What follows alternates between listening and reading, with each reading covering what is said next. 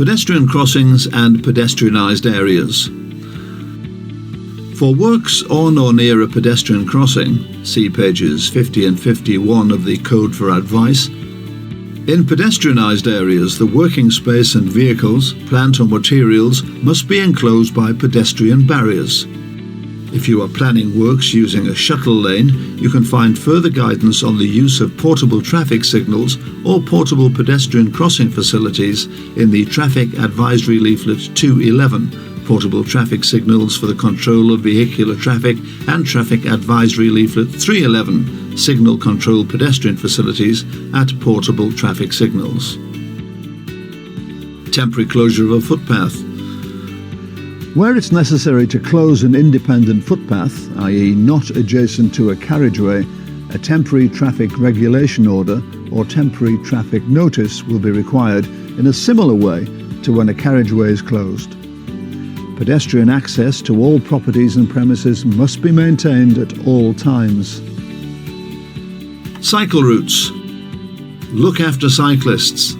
You must ensure suitable provisions are made for the safety of cyclists passing or crossing the works. Particular care is needed where cycle lanes or cycle tracks are affected by street works or roadworks, because these routes may be especially popular with cyclists. Cyclists might have to use other parts of the carriageway, a temporary cycle track or an alternative route. You should consider whether access on the carriageway can be preserved for cyclists, even if it needs to be closed to motor vehicles. See page 70 of the Code. Where the carriageway is closed but the footway remains open, a cyclist's dismount and use footway, white on red temporary sign can be used. Your supervisor may need to discuss these alternatives with the Highways Authority. When shuttle working with traffic control is needed, you need to refer to the table of unobstructed road widths past the works set out on page 52 of the Code in order to help prevent unsafe conditions for cyclists. When portable traffic signals are used, bear in mind when setting the timings that cyclists may take longer than motor vehicles to clear the controlled section. A cycle lane marked with a solid white line will have been created by means of a traffic regulation order.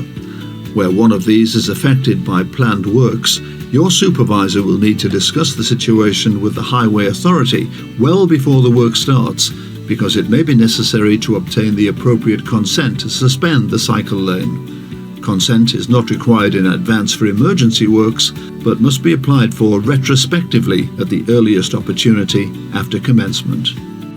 Equestrian routes. Finally, spare a thought for riders and their horses. You must make provision to ensure their safety when they are passing the works. Consider suspending all operations when they are riding or walking past. Where it's necessary to close a bridleway, a temporary traffic regulation order or temporary traffic notice will be required. Your supervisor will need to discuss the situation with the Highway Authority before work starts.